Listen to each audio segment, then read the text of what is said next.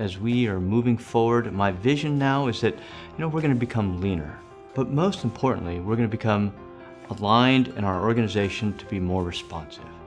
We'll be streamlining our processes, working with our organization to be that face to the fleet that we need to be. NAVSUP's changing in a couple different ways. I think the most critical way we're changing right now is we're conducting a realignment to refocus how we're staffed and where people are working. And really the single intent of that is to improve the service that we provide to our sailors and the fleet.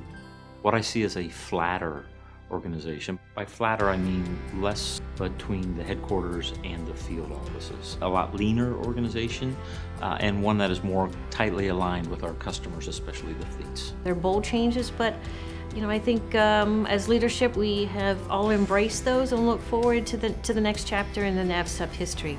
I see the future of Navy supply as getting leaner, more robust with this recent alignment, and moving forward and seeing that example of that quick response to whether it's humanitarian assistance or warfighting.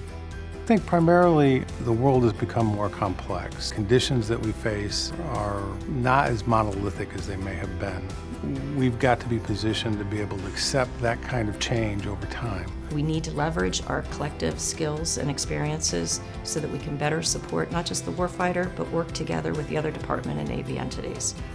Having NAVSUP to be that trusted agent that you can trust in providing those services, and having those supply enlisted ratings and those supply corps officers and all the civilians and all the players that make up Team Supply. I see us being valued and successful in the Navy's mission.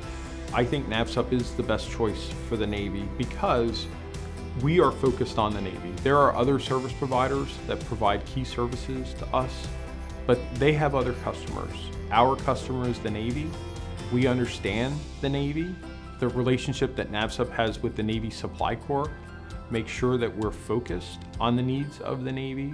There are a lot of service providers that are important partners for us, but we are the only provider that's exclusively Navy and, to be fair, Marine Corps focused. Our customers are diverse. We have customers in the fleet, but we also have customers who are in the Pentagon at operational Navy staff or OPNAV staff and/or the Assistant Secretary of the Navy staff. We have an important part of the overall Navy mission. We're poised that we're able to flex and bend and to be able to meet the demands of the leadership.